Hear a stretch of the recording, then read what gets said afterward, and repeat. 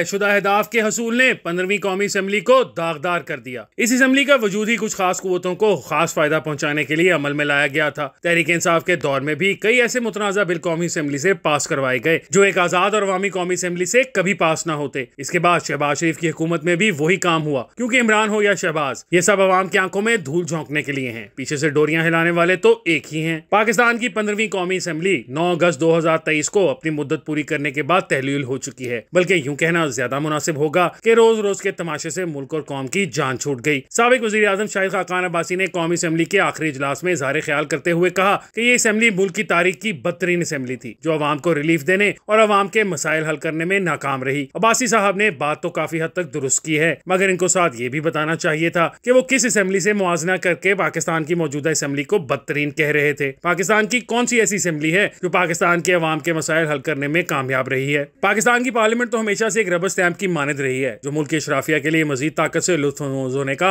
महज एक जरिया रही है। कानून साजी से लेकर अवाम के मसाइल तक तमाम मामला पर्दे के पीछे तय होते रहे हैं और इस बार भी पहली वाली तारीख ही दोहराई जा रही है। इसलिए जो गुफ्तगू शाहिद खाकान अब्बासी साहब ने की है वो कोई खबर नहीं है। अलबत्ता इस असम्बली के बारे में एक मुनफरिद बात यह हुई है कि इसने पाकिस्तान के फरसूदा और गैर मौसर निजाम को अवाम और दुनिया के सामने मजीद नंगा कर दिया है और एक बार फिर साबित कर दिया है कि ये कौम जमहूरियत और पार्लियामेंट जैसे याशियों की मुतहम्मल नहीं हो सकती। 2018 के आम इंतखाबात के बाद क़याम में आने वाली कौमी असम्बली अपने आगाज से ही शोबदाबाजियों की नजर हो गई थी। तहरीक इंसाफ की हुकूमत और इनके अरकान कौमी असम्बली का रवैया गोया यूं था जैसे वो बराए नाम असम्बली के ताबूत में आखिरी कील ठोंकने के लिए आए थे और यूं भी दिखाई देता था कि वो पार्लियामेंट से नादीदा कुव्वतों के पुराने हिसाब चुकाने आए थे। उन्होंने पहले दिन से ही पार्लियामेंट को ये समझा कि वो इसको कुछ नहीं समझते। कौन सी ऐसी फहश और लघु गुफ्तगू होगी जो इस असम्बली में नहीं हुई? कौन से ऐसे बेहुदा नारे होंगे जो इस असम्बली में नहीं लगे? अभी भी इसी पार्टी के गैर महजब रुकने असम्बली की वो नाराबाजी आंखों के सामने आ रही है जो इसने पीपल्स पार्टी के चेयरमैन के बारे में की थी, जिस पर मजम्मत करने की बजाय कई जोकर हंसते और लुत्फानंदोज होते नजर आए थे। खैर, इस रुकने कौमी असम्बली ने अपने लीडर की सुन्नत पर अमल किया होगा जो 70 साल का होने के बावजूद और सारी दुनिया को सबसे ज्यादा जानने के बावजूद तालिब इल्मों और नौजवानों के सामने जलसों में गैर अखलाकी गुफ्तगू किया करता था। खैर, ये भी कोई पहली दफा नहीं हुआ। जब कभी इस्टेब्लिशमेंट के कंधों पर बैठकर अवाम के वोटों पर शबे खून मारकर कोई कौमी असम्बली के ऐवान में पहुंचता है तो इसका रवैया ऐसा ही तज़हीक आमेज होता है। बस सिर्फ किरदार बदलते रहते हैं। जो काम तहरीक इंसाफ के अरकान करते रहे वो कभी नून लीग के शेख रशीद और तहमीना दौलताना इसी पार्लियामेंट के अंदर मोहतरमा बेनजीर भुट्टो के साथ करते रहे। अब्बासी साहब ने कहा कि कौमी असम्बली से ऐसे बिल पास करवाए गए हैं जिनका फायदा अवाम की बजाय हुकूमत को हुआ है। तो जनाबे वाला, ये खुशफहमी किसको थी कि असम्बली अवाम के मसाइल के हल के लिए वजूद में आई है? इस असम्बली का वजूद ही कुछ खास कुव्वतों को खास फायदा पहुंचाने के लिए अमल में लाया गया था। तहरीक इंसाफ के दौर में भी कई ऐसे मुतनाज़ा बिल कौमी असम्बली से पास करवाए गए जो एक आजाद और अवामी कौमी असम्बली से कभी पास न होते। इसके बाद शहबाज शरीफ की हुकूमत में भी वही काम हुआ, क्योंकि इमरान हो या शहबाज, ये सब अवाम की आंखों में धूल झोंकने के लिए हैं। पीछे से दोनों की डोरियां हिलाने वाले तो एक ही हैं जो हमेशा किसी इमरान के लिए शहबाज का डर जिंदा रखते हैं और जिनकी कमीगाह ऐसे तीरों से कभी खाली नहीं होती। ये कहना बिल्कुल बेजाना होगा कि शहबाज को इमरान के नामुकम्मल एजेंडे की तकमील के लिए लाया गया था जो असम्बली के आखिरी दिनों में धड़ाधड़ मुतनाज़ा बिलों की सूरत में आश्कार हुआ। तो अब्बासी साहब, अवाम के लिए झूठ प्रोपेगेंडा काफी रिलीफ है जिस पर इसका अच्छा खासा गुजारा हो रहा है। अवाम की हालत जार पर यह शेर सादर आता है, खून जिगर पीने को, लख्ते जिगर खाने को,